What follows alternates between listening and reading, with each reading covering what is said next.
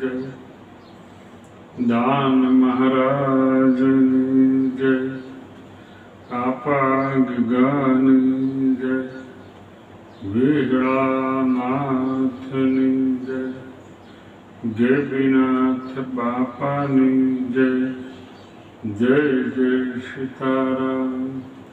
ओम नमः पार्वती पति हर हर महादेव। दरेक भाइयों बहनों वडीलों माताओं यूट्यूब से सांभळनारा दरेक वडीलोने मारा जय श्रीराम जय दान महाराज। आज आपणे मनुष्य અને વિચાર બે વસ્તુ સંતોની સાથે આપણે રહેતા હોય, જ્ઞાન અને ભક્તિ એ જીવનનું ભાતું છે। ભગવાન રામ 14 વર્ષ સુધી વનવાસની અંદર ગયા તો આપ બધાને રામાયણની ખબર છે। એમાં ઈશ્વર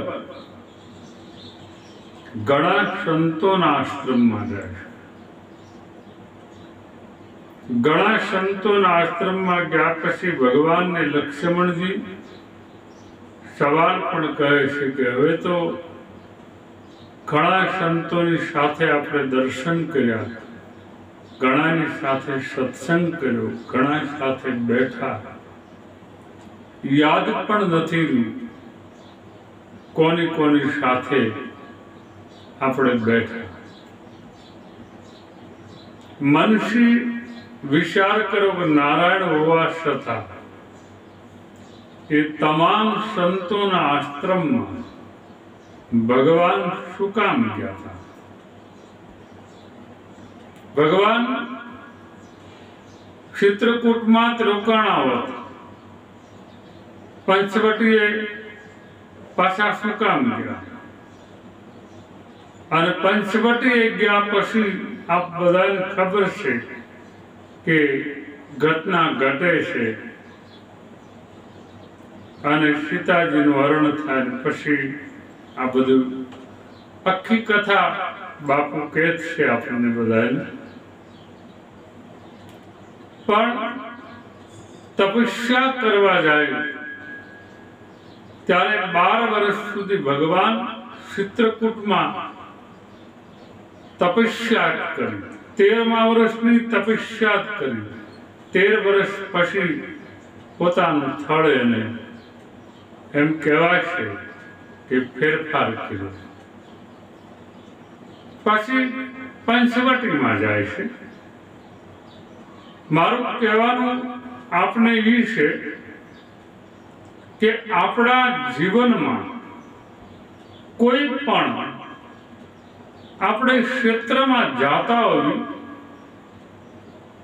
ત્યારે 12 વર્ષ સુધી ભગવાન એકને એક સ્થળ ઉપર બેસી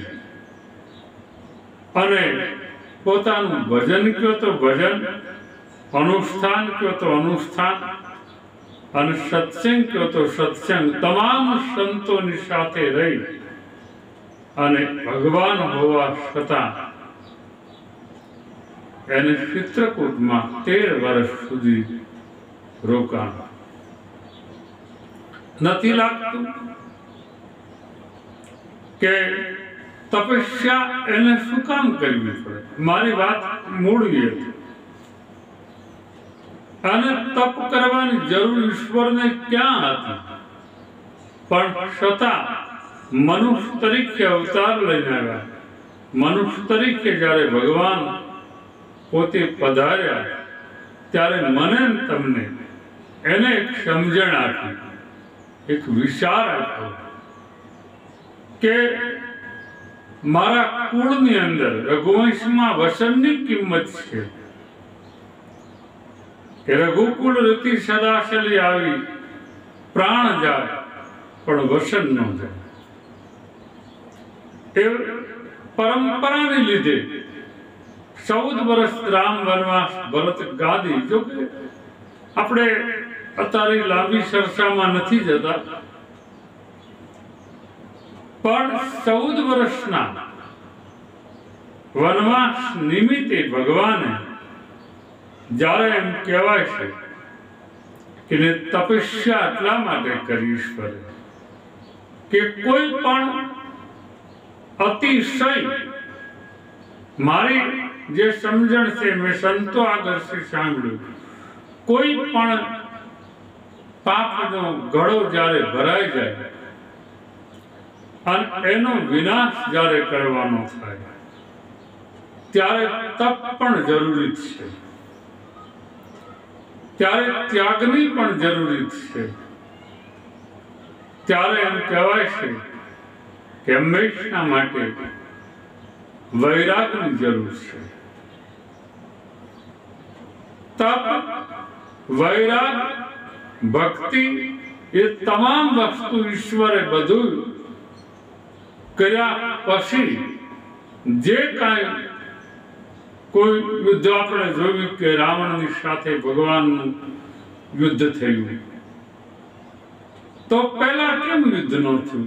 પંચવટીમાંથી સીધા થોડોક સમય રહીને વ્યાઈ ગયા, પછી ભલે ન રહ્યા, પણ ના, ઈશ્વર કહે કે જ્યારે માણસની અંદર રાજ સત્તા મળી જાય, એક સંતે બહુ સરસ વાત કરી કે તમારો નિર્ણય જ્યારે થઈ જાય કે તમને જ સોંપી દેવાનું છે, આ તમારું જ છે, જગ જાહેર બધું નક્કી કરવામાં આવે, અને પછી 2 કલાક 5 કલાક પછી એમ કહે કે આ તમને નથી આપવું.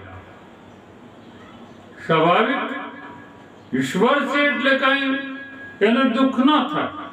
હું તમે હોય તો આપણા મનથી જ થોડુંક દુઃખ થાય કે આપણે એટલું કર્યું અને આપણને છેલ્લા તો શું કામ નિર્ણય કર્યો?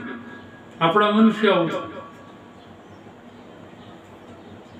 ભગવાનને કોઈ વસ્તુ ન થઈ શકે, કારણ કે ઈશ્વર છે. પણ ઈશ્વર હોવા છતાં ધ્યાનથી તમે સાંભળજો, હું પણ આપની સાથે એક વાત કરવા માંગુ. ઈશ્વર હોવા છતાં, જાગૃત પુરુષ હોવા છતાં, નારાયણ હોવા છતાં મને તમને એમ કહ્યું કે સંપત્તિ મળવાની જ્યારે હોય, સુખ મળવાનું હોય, અને એ વખતે કોઈ પણ ઓશિતાનો સંજોગ થઈ જાય અને સુખ પ્રાપ્ત ન થાય અને તપસ્યા કરવાનો સમય આવે, ત્યારે સુખને હળવેક લઈને એક કોર મૂકી દે અને તપસ્યા કરવા વળજો. આ ઈશ્વરે મને તમને સમજાય. પણ આપણા જીવનમાં આપણે બોલવી છીએ, પણ અમુક વસ્તુ છોડવાનું થાય ત્યારે આપણું મન બહુ વ્યાકુળ થઈ જાય. આપણું મન એમ કે આ બધું બોલે કેમ છોડી દેવું, કઈ રીતે છોડી દેવું? કારણ કે આપણા મનની અંદર વ્યાકુળતા આવી જાય. કારણ કે આપણે આપણા શરીરની અંદર જે તત્વ આવ્યું છે ઈશ્વર તરીકે, જે આપણો જીવ છે, એને ઓળખવા માટે થઈ, એને જાણવા માટે થઈ, અને જો કોઈ રસ્તો હોય તો તપ અથવા ત્યાગ, તપ, વૈરાગ અને નિખાલસતા. પછી તો એના ઘણા અર્થો થઈ શકે, પણ મૂળ તમારું જે તત્વ આત્માનું છે એને ઓળખવા માટે થઈ, એને જાણવા માટે થઈ. નથી લાગતું થોડું આપણા પરિવર્તન હોવું જોઈએ? ભગવાન આટલી બધી શક્તિ જેનામાં હતી, છતાંય રામ કોઈ દિવસ એમ નથી બોલ્યા કે હું બ્રહ્મ છું, હું ઈશ્વર છું, એવું નથી કીધું. બધાને ખબર હતી આ નારાયણ છે. અને છેલ્લે એને વિષ્ણુ સ્વરૂપના દર્શન એક બે ફેરી જેના યોગ એમે દર્શન ભગવાને આપેલા જ છે. છેલ્લે એમ કહેવાય સરયુમાંથી જ્યારે ભગવાન પોતે સધામ જાય ત્યારે પણ બધાને દર્શન આપ્યા, પણ ભગવાન મર્યાદા પુરુષોત્તમ હતા. એને કોઈ પણ દિવસ એમ ન કહ્યું હું ઈશ્વર છું. ઈશ્વર હોય ને એ બને ત્યાં સુધી નહીં, પણ 100% કેતની હું ઈશ્વર છું. પણ સમયસર કહેવું પડે. ભગવાન કૃષ્ણને કહેવું પડ્યું અહમ બ્રહ્માસ્ત્ર, હું પોતે. કૃષ્ણને કહેવું પડ્યું કે હવે તમારી જે કાંઈ હોય એ આ બધું હંકેલી લ્યો. પણ છતાં જે જીવો ભગવાનની સામે પડ્યા, જે જીવો ઈશ્વરે મનાવ્યા છતાં માન્યા ના, એને ભગવાને એમ કહેવાય કોઈને સુદર્શન ચક્રથી, કોઈને અર્જુન થતી એની મુક્તિ અપાવી. શું કામ? આપ બધાને ખબર છે કે ઈશ્વર, હું એક દ્રશ્યાન એટલા માટે આપતો જાઉં છું, કૃષ્ણનું, રામનું, રામદેવ પીર મહારાજનું. એની ક્યાં કરો? ઘણા લોકો રામદેવજી મહારાજને હું વર્ષોથી જોઉં છું. 700 વર્ષ પહેલા રામાપીર થયા તો ઘણા લોકો એમ કહે કે રામદેવજી મહારાજ એ ઈશ્વર છે, એની શું ખાતરી? હવે આમાં ખાતરી ન હોય. ઈશ્વર છે તો એ હંમેશા માટે જ્યારે કોઈ પણ ત્રાસ, કોઈ પણ વૃત્તિ રાક્ષસી થાય એને હંમેશા માટે મૃત્યુ આપે. અને કોઈ પણ સંભારે તરત પ્રગટ થઈને પૂગી જાય એનું નામ જ ઈશ્વર. કોઈ પણ વાત જ્યાં જેમ થાય કે હે રામાપીર પધારજો, મારી વારે આવજો, એટલે તરત આવી જાય એનું નામ ઈશ્વર. નથી લાગતું કે રામદેવજી મહારાજને ઘણા લોકો મનીષી અને પોતે જ્ઞાની હોવા છતાં, બધાએ નહીં, અમુક લોકો તો એમ કહે કે અમે રામદેવ પીરને મહાપુરુષ માની, પીર તરીકે માની, પણ ઈશ્વર છે કેમ કેવું? એટલે કહ્યું ભાઈ દ્વારકા અજમલ દાદાને વચન આપ્યું, આ રીતે વાત થઈ, પછી પધાર્યા તો તમને નથી લાગતું ઈશ્વર છે? પણ છતાં માણસ છે ને એ જો ઈશ્વર ની સમાધિ પૂજાય, ઈશ્વર પોતે સ્વયં છે, છતાં મારા તમારા જ્યારે કર્મ, મારા તમારા વિચાર હંમેશા માટે એ ઓળખવા ન દે, એનું એક જ કારણ ભગવાન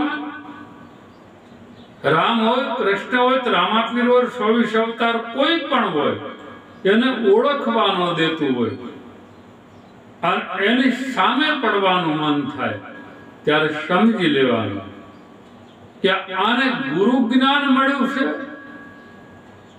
આત્મજ્ઞાન જાગ્યું છે, તે હું કાંઈ છું એનું કાંઈ આવી ગયું છે. આ વિચારવું કરે. માણસને અમુક વસ્તુ કુદરતી હોય છે. ઘણા લોકો એમ જ કે પછી આપણે સવી ને એ જ ભગવાન આપણામાં જ છે. આપણે ભાઈ મેં વાત કરી ને, મેં કીધું મારે 200-250 વર્ષ પહેલા અંશા અવતાર શ્રી દાન મહારાજ થઈ ગયા. એમ કીધું કે તમને પૂછું છું કે તમે કોઈ દિને ગયા છો, જાણ્યું છો? એટલે પછી એને એમ કીધું અને કે બાપુ હું તો અંદરની વસ્તુને માનવા, અંદરથી જે છે એને માનવા. મેં કીધું બરોબર છે, હું કોઈ એનો વિરોધ નથી કરતો કે અંદર છે ખોટું છે. અંદર છે ઈ જ બહાર છે અને બહાર છે એ અંદર છે, પણ એને ઓળખવું તો પડશે ને. કોઈ પણ મોટો પહાડ હોય અને પહાડની અંદર આપ બધાને ખબર છે કે પહાડની અંદર સોનું હોય, હીરા હોય, કદાચ ચાંદી હોય, કોઈ પણ વસ્તુ હોય, પડી કહેવાય શું મોટો પહાડ છે અથવા મોટી ખાણ છે.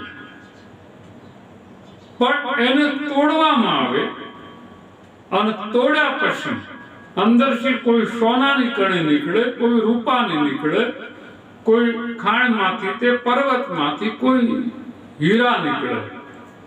પણ હતો શું? પર્વત અથવા ખાણ.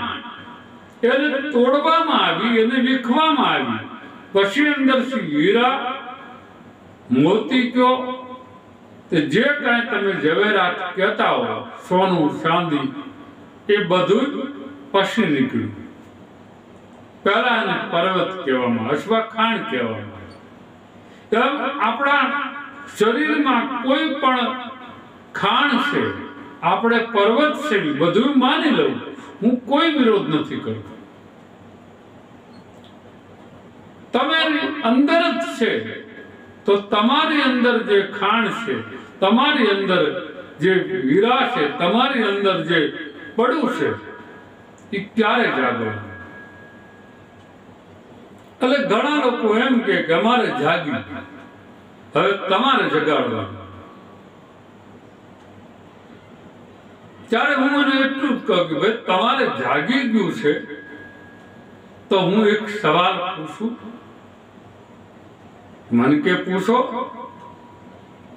જાગૃત પુરુષ જે હોય, જાણી ગયેલો વ્યક્તિ હોય, એ હંમેશા માટે કોઈ પણ વ્યક્તિ આ પૃથ્વીના ગોળા પર સારો હોય, નબળો હોય, કોઈ પણ જીવ હોય, એ હંમેશા માટે એની નિંદા ન કરે, એનો વિરોધ ન કરે, એની ઈર્ષા ન કરે.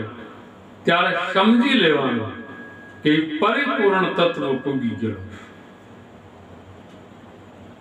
એટલે પરિપૂર્ણ જે તત્વ જે પામી ગયો હોય, પરિપૂર્ણ તત્વ જે જાણી ગયો હોય, જે અંદરથી જાણીને અને અનુભૂતિ કરી લીધી હોય, એ હંમેશા માટે આ આમ છે ને આ આમ છે ને આ આમ છે, એ જુદું પાડી જ ન શકે. કારણ કે એના અનુભવમાં જ બધું દેખાય.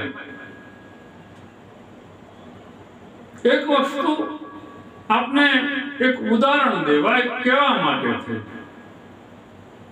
કે ભાઈ ચણાનો લોટ એ લાવીને મેક્યો. એટલે એના પત્નીએ પૂછ્યું કે આટલો બધો લોટ શું લાવ્યા ચણાનો? એટલે એને કહ્યું ગાંઠિયા બનાવવા. પણ એટલા બધા ગાંઠિયા ખાય કોણ? એટલે એને કહ્યું કે આપણે ગાંઠિયા અને પાછા લાડવા કરવાના. એટલે કીધું પણ એટલા બધા લાડવા કોણ ખાય? ત્યારે કીધું મોહનથાળ કરવાનો છે. એટલે કીધું પણ તો મોહનથાળ કરવાનો હોય તો એટલું બધું આપણે તો 4-5 જણા છીએ.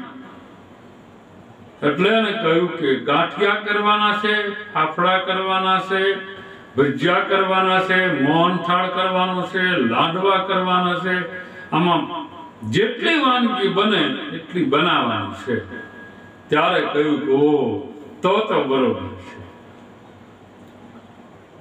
અને સીધું ઓલો એમ કીધું તો ગાંઠિયા જ બનાવવાના છે તો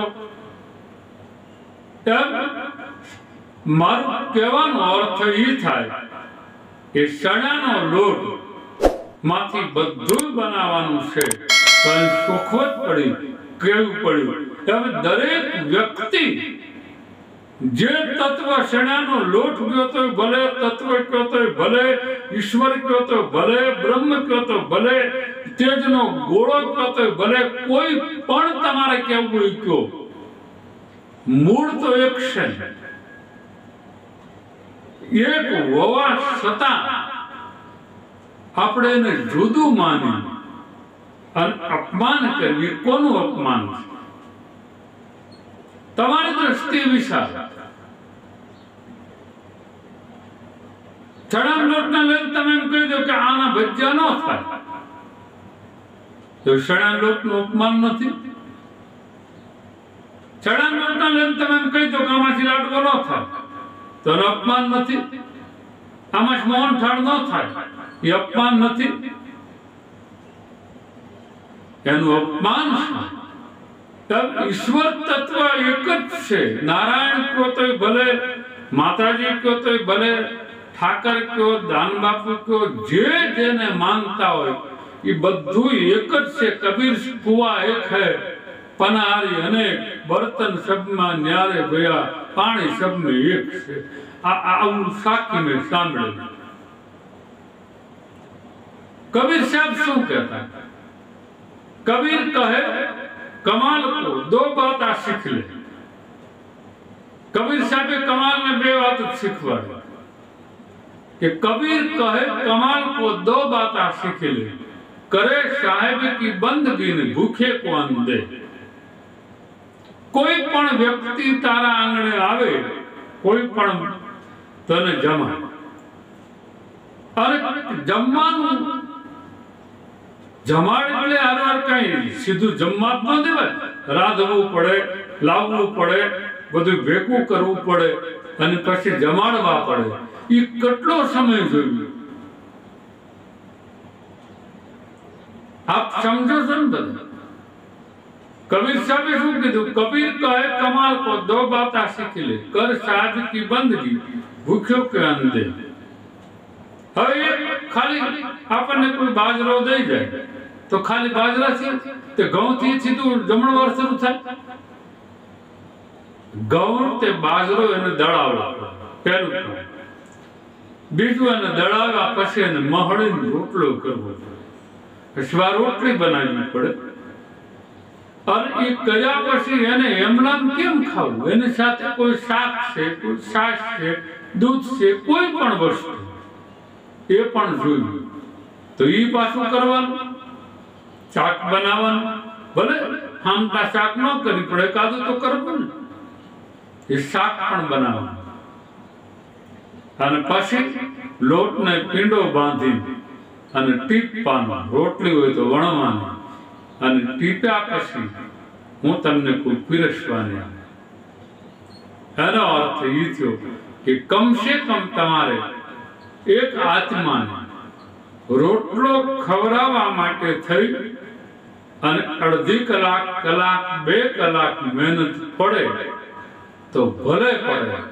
પણ કબીર સાહેબે શું કીધું? કબીર કહે કમાલ કો દો બાતા सीख ले. પહેલું સાહેબની બંદગી કર, થાય એટલું ભજન કર. કોઈ ના નથી, પણ કોઈ પણ ભૂખ્યા આવે એને અન્ન પણ આવે. તો આજ સૌરાષ્ટ્ર, કોઈ પણ ભારત, કોઈ પણ દેશ જે જે રોટલાનું માધ્યમ હોય, જે જમાડતા હોય, તો હું તો એમ માનું કે મારે કબીર સાહેબની એ સાખી સારથી શીખે છે. દરેક માટે એને વર્ષો પહેલા કીધેલું કે બંદગી, ભજન કરવું, ભક્તિ કરવી અને કોકને રોટલો આપવો. એને કઈ એવું નથી કીધું કે તમારે બંદગી ન કરવી, તમારે રોટલો ન આપવું, ધ્યાનમાં બેઠું રહેવું, એવું શબ્દ કઈ નથી કીધું. બંદગી કરવી, ભજન કરવું અને પાછો કોઈને રોટલો આપવો. તો આજે એ રોટલાનું શું માધ્યમ? તો કબીર સાહેબે આ કીધું એ તો ક્યાં કક્ષાએ પૂગેલા. આપણે એનું આખું ચરિત્ર તો બહુ ખબર નહીં, પણ છતાં આપણને ટૂંકું ટૂંકું સાર ખબર કે કબીર સાહેબની શક્તિ એ હતી કે પોતે ખાલી આમ કરીને આમ દોરાનો તાર આમ લાંબો કરી દે અને તાર ઉભો થાય ને એની ઉપર બેહી કે એનું નામ કબીર. એટલી શક્તિશાળી વ્યક્તિ, એટલી મહાપુરુષ, છતાં એને પણ એમ કીધું કે બંદગી કરો અને ભૂખ્યા કોના. અને કોઈ પણ તમે સમજી લેજો, કબીર સાહેબ, રવિ સાહેબ હોય, ભાણ સાહેબ હોય, પ્રીતમ સાહેબ હોય, મોરાજ સાહેબ હોય, જેટલા સાહેબ થઈ ગયા એ કોઈ આપણને ઓળખાય તો સમજી લેવાનું કે આપણા ભાગ્ય છે. આપણને ઓળખાય જ નહીં. ભીષ્મએ મહિના એમ કહેવાય કે 12 મહિના 6 મહિના મોતને આઘું કાઢ્યું અને મોરાજ સાહેબે 12 મહિના કાઢ્યા. એ મોરાજ સાહેબ ખંભાળિયામાં છે, હજી એની સમાધિ છે. હું ગયેલો, દર્શન કરેલા. કબીર સાહેબના આપણે તો માનો કબીર વડ સુધી ગયા હોય, પછી અમારે મોરબીમાં શિવરામ સાહેબ છે ને દર્શન કરેલા. બાણ સાહેબની જગ્યા કનિજડા અમારે જાનકીદાસ બાપુ ને પણ આપણે દર્શન કરેલા.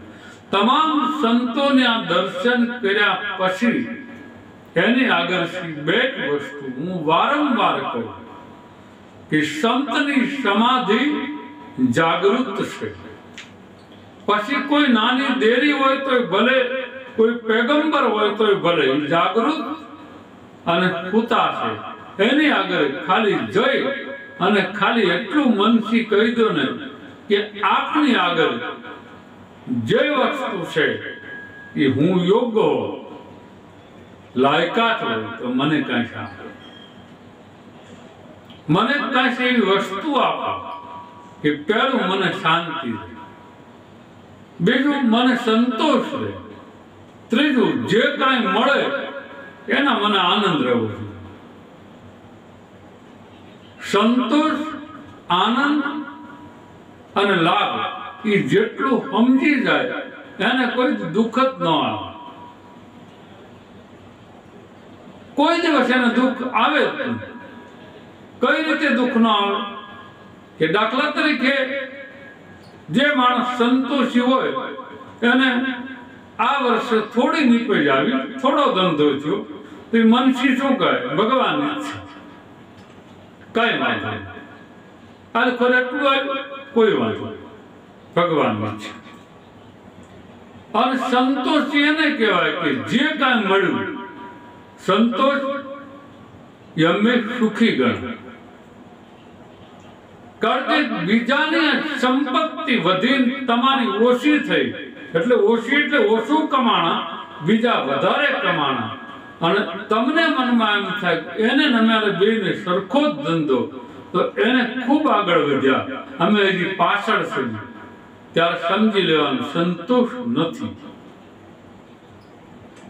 અને એ નથી એટલે તમને અંદરની બળતરા.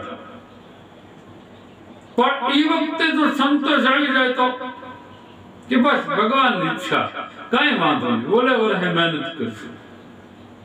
સત્ય તો પડવાનું. મારા ગુરુએ કીધું હોય તો ભલે, માવતરે કીધું સત્ય તો પડવાનું, અને તે પહેલા મરવાનું નથી. ભરોસો. એટલે પ્રેમ જ્યારે માણસ જીવનની અંદર અનુભૂતિ કરાવે, વિશ્વાસ કરાવે, તો કોઈ પણ સંત હોય, કોઈ પણ પેગંબર હોય, એની સમાધિ જ્યારે આપણે જાવી ત્યારે આવું જ માગવાનું. હું વારંવાર બધા સેવકોને કહું, અથવા સેવક ન હોય અને બીજે કોઈ પણ જગ્યાએ તમે જાતા હોય, પણ મારી વાત તમને જો ફિટ પડે અને તમારે પાલન કરવું એવું કોઈ મારો અરખ નથી. હું બોલું સત્ય ને તમે બોલો એ સત્ય, એવું કાંઈ નથી. હું તો ખાલી આપની સાથે એક વાત કરું કે આમાં તમને જો યોગ્ય લાગે, આમાં તમને જો હૈયે લાગે અને તમને એમ લાગે કે આપણે આ કર્યા જેવું છે તો આ કરવું. નકર તો અમારે ચણોસરા મહારાજ એક હતા, દામબાપુ કરીને દેવ થઈ ગયા, સ્વરાના પૂજારી. એને તમે 1 રૂપિયો આપો ને તો એમ કે સુખી રાખે ઠાકોરજી કરો લીલા લે. 10 રૂપિયા આપો તો ઈ શબ્દ સુખી રાખે ઠાકોરજી કરો લીલા લે. અમારા દામબાપુ એમ બોલતું. અને એક એ કાયમ સાંજે આરતી થાય ને ત્યાં શ્રુતિ બોલતા. અમે નાના નાના, અને એ શ્રુતિ મને જો આખી આવડતી નથી. મને એ શ્રુતિ ગમે, હજી સ્વરે ગાતા જ હોય બાપુની, પણ એ શ્રુતિ મને બહુ ગમતી. એ ગાતા કે વાર વાર વરમાં કહું હર્ષદ યોજન પાવ ભક્તિ ગાતા. એમાં એક કડી આવે, અનકી જાણે મનકી જાણે तुम्हारी आगर क्या छुपाऊ दोरी जानन को कुदर को स्वराश. आ आकड़ी हजी बापू गाय છે ના દીકરા. અનકી જાણે મનકી જાણે તનકી જાણે તમારી આગળ ક્યાં છુપાવું આ દોરી. એટલે આ બધી મારી જે આડા આવડી બધી દોરી હોય, ઘૂસવા ગયેલા કોકડા થઈ ગયા હોય, એ ક્યાં છુપાવું એમ. આ તો અનકી જાણે છે, મનકી જાણે છે, તનકી જાણે છે. આ બાપુ એમ ગાતા. એટલે ઈ વૈયા ગયા, એને ઘણા વર્ષો થયા, પણ એમાંથી મેં એક પ્રેરણા લીધેલી વર્ષો પહેલા કે આ ઈશ્વરને એમ કહે કે તું બધું મારું જાણે છે, છતાં મને જો એટલું જ તારે દેવાનું હોય, એટલું જ મને પૈસા આપવાના હોય, દાણા આપવાના હોય તો મને મંજૂર છે. એટલે એમ બોલતા સુખી રાખે ઠાકોરજી કરો લીલા લે.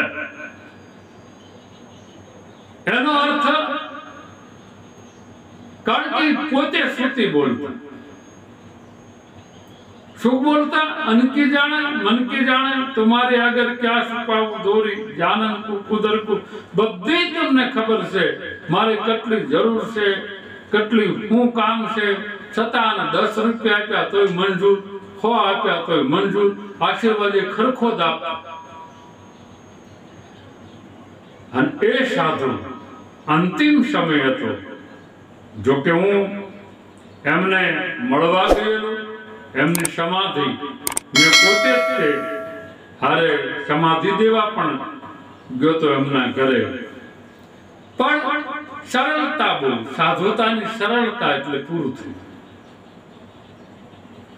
ઘણા સાધુ અગર સરળતા આટલી હોય ને ત્યારે આપણને એમ થાય કે આ સાધુની સરળતા આટલી બધી, અને છતાં ક્યારેક દુઃખ આવે, ક્યારેક બીમાર પડે ત્યારે એક વહેમ પડે કે સાધુ થઈને બીમાર, સાધુ થઈને દુઃખ. રામકૃષ્ણ પરમહંસને ટેન્શન હતું. કાળકામાં જેની ખબર કાઢવા આવતા, કાળકામાં બેહવા આવતા, અને એના ગુરુ તમે વિચાર કરો, જેને કાળકામાં બેહવા આવે, ખબર કાઢવા આવે, એનો શિષ્ય સ્વામી વિવેકાનંદ. અને એ વખતે એને કોઈ દિવસ માતાજીને એમ ન કીધું કે મન મટાડે, નકરી ન મટાડે. માતાજી આવતા તો તમે હાથ ન ફેરવતા કે હાલો ભાઈ મટી ગયું, આ દુઃખી ન થવાય. એને પૂછ્યું કે માને ખબર હતી એટલે એને કીધું કે હું હાથ ફેરવું મટી જાય. કે ના માં, આ જન્મે તમે મટાડો, વળી ઓલા જન્મે આવ્યા, મારું જન્મ નું હોય. તમારે ખાલી મને આપવું હોય તો પીડા ન થાય અને માં તમારું નામ લેવાય. આ સંતનો નિયમ. કર્મ જ્યારે ભોગવવાનું આવે ત્યારે એક વસ્તુ યાદ રાખજો, સાધુ કોઈ પણ કર્મ જ્યારે સમયસર ભોગવે, સારું બીમારી કોઈ પણ, ત્યારે સમાજની અંદર જે આપણે રહેતા હોય એને ન બોલાય કે આને કાંઈ કર્મ હશે, ન બોલાય. કારણ કે કોકનું કર્મ લીધું હોય તોય ભોગવવું પડે, કોકને દુઆ આપી હોય તોય પોતાને ભોગવવું પડે. ત્યારે એ પોતાની ઉપર જ્યારે દુઃખ લઈને ભોગવે, પોતાની ઉપર હું તમને કોઈ વિપત્તિ આવે એ લઈ લે માથે અને તમને સુખી કરે, ત્યારે જેને દુઃખ લઈ લીધું એ ન બોલે. પણ બીજા ન ખબર હોય, ન સમજણ હોય, એના મુખથી એવું થાય કે બાપુને આ દુઃખ, ત્યારે સમજવું કે હંમેશા માટે કે બાપુનું કોઈ એવું કર્મ નથી તેને દુઃખ આવે. બીજાનું દુઃખ લઈ લીધું એટલે એને પીડા, બીજાને સુખ આપ્યું પોતે માથે લઈ લીધું એટલે એને આ વિયોગ આવ્યો. એવા સંતોની આગળ એ શક્તિ હોય, એ ભક્તિ હોય એટલે લઈ શકે. બાકી કોઈ પણ વસ્તુ જેની ભક્તિ ન હોય, કઈ શક્તિ ન હોય, એ આમથી આમ કઈ બદલી ન શકે. દુઃખ લઈ શકે, કાળને જવાબ આપી શકે, એટલી શક્તિ હોય, એ કક્ષાએ પૂગી ગયા હોય એનું કામ. આપ બધા જ્યારે જ્યારે કોઈ પણ સંત, કોઈ પણ સાધુ એ કઈ બીમાર પડે, કોઈ પણ વસ્તુ એને લાગુ પડે, ત્યારે આટલું સમજવાનું કે જીવનની અંદર કોક માટે થઈ અને એને માથે લીધું. એવા મહાપુરુષો, એવા તપસ્વી બીજાને સુખ આપે અને પોતે દુઃખ ભોગવે, એ હંમેશા માટે સમાધિમાં જાગતા. અને જાગતા હોય ત્યારે તમારા કામ થતા, ત્યારે તમારી કીર્તિ કમાતી હોય. એવું નથી લાગતું? એમ જીવનમાં જ્યારે જ્યારે આપણે, જેને મારું કહેવાનું રામાયણથી લઈ ભગવાન કૃષ્ણ અને રામાપીર બધાનું જે આજને એટલા માટે એક સંઘર્ષ લીધો કે તપની ભૂમિકા, સંતોની ભૂમિકા, અને આપણી સમજવાની કે તપસ્વી વ્યક્તિ હોય તોય દુઃખ આવે, અવતારી પુરુષ હોય તોય પણ દુઃખ આવે, અને મહાપુરુષ જાણવા છતાં માથે લઈ લે. એ બધા પોતા ઉપરથી એ કાર્ય કરવા માટે થઈ આવ્યા, બીજાનું કલ્યાણ કરવા માટે આવ્યા, બીજાનું હિત કરવા માટે થઈ આવ્યા હોય, ત્યારે એના શરણોમાં કોટી કોટી પ્રણામ કરવા પડે. અને જાણી જાય કે આ વસ્તુ આની આગળ છે તો આપણો ઉદ્ધાર થઈ જાય. જાણવા નથી દેતો અંદરનો માયલો, એ કાંઈ પણ આપણને ઘૂસવી દે, કાંઈ પણ સગડોળે ચડાવી દે. નકર જાણવા જેવી વ્યક્તિ હોય, માણવા જેવી વ્યક્તિ હોય, છતાં આપણને જાણવા નથી. કાં તો વેમશી ટાળી દે, કાં તો વિશાલશી ટાળી દે, કાં તો હું તમને કોઈ સુરતા તોડાવી નાખે, અને કાં શ્રદ્ધા તોડાવી નાખે. એટલે ભગવાન આગળ માગવું કે જેને માનું છું, જેને આગળ જાઉં છું, એની આગળ હંમેશા માટે જે શક્તિથી જે એને ભગવાને મોકલ્યા એમાંથી હું કાંઈ ન લઉં તો કાંઈ નહીં, પણ મારી ઉપર એનો પ્રેમ વરસે અને મને કાંઈ દેખાડે તોય ભલે, આપે તોય ભલે, અને ન આપે તોય ભલે, પણ મને આશીર્વાદ એવા આપે કે હું એને ઓળખી શકું. આટલું ખાસ માન, હું એને ઓળખી શકું એટલું જો તમે માગો તો ઈશ્વર તમારી અને મારી કૃપા કરે, ભલે ગમે ત્યારે કરે. સમજવી નથી આ બધું જાણતું થઈ જાય કે આ બસ જાણવા જેવું છે, માણવા જેવી આ પૃથ્વી છે.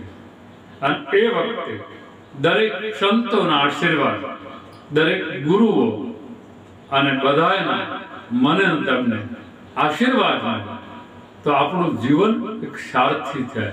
એટલા માટે હું સંતોની, ભગવાનની આ ટૂંકા ટૂંકા સાર એટલા માટે મેં કીધું કે આપણા હૃદયની અંદર, આપણા જીવનમાં બને ત્યાં સુધી જેટલી સમાધિની ચેતનાઓ છે, જેટલા મહાપુરુષો યાદ છે, આપણે ન ઓળખતા હોય તો કાંઈ નહીં, પણ ઓળખતા હોય એને તો પ્રણામ આપણે કરવી જ છે.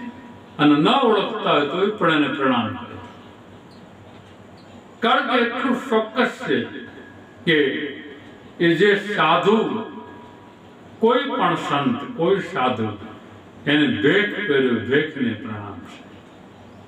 અને એવા પ્રણામ, એવી જ્યારે સરળતા, એવી ભક્તિ જ્યારે તમારા હૃદયમાં અને મારા હૃદયમાં આવી જાય અને જાણતા થઈ જાય અને પોતે કંઈક માણતા થયું, તો ઈશ્વર આપણી ઉપર કૃપા વરસાવે, દયા વરસાવે, આપણું કંઈ પણ અમંગલ ન થાય. અને પછી તો ઘણા લોકો એમ કે ભાઈ તો કર્મના ફળ વધી ભોગવવા પડે, ઘણા એવા અર્થ કરતા હોય.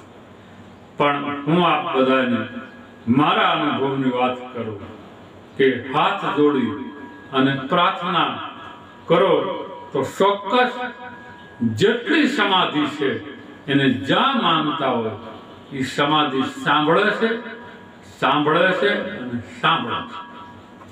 જ્યાં તો એવી ચેતનાઓ જે આ ધરબારની પૃથ્વી ઉપર કરોડો છે એને પ્રણામ કરી અને તમારા બધાના હૃદયની અંદર એની સુગંધ, એની ચેતના, એનો પ્રેમ અને એની લાગણી એ હંમેશા માટે આપ બધાના હૃદયને પરિવર્તન કરે. અને પરિવર્તન એવું કરે કે જેથી કરી તમને તમારાપણું મટી જાય અને પ્રેમ દરેક ઉપર આવે, દરેક ઉપર ભાવ આવે અને ખુશી અને મસ્તીમાં જીવન જીવાય. એવી ભગવાન દ્વારકાધીશને અને દાન મહારાજને પ્રાર્થના કરો કે આપ બધાને એવી શક્તિ આપે, એવી ભક્તિ આપે અને આપ બધા પ્રેમથી હળી મળી બધા સાથે રહી કોઈનો વિરોધ નહીં કરી અને કેવલ ને કેવલ ભરોસો અને શ્રદ્ધા રાખો. જય શ્રી રામ, જય દાન.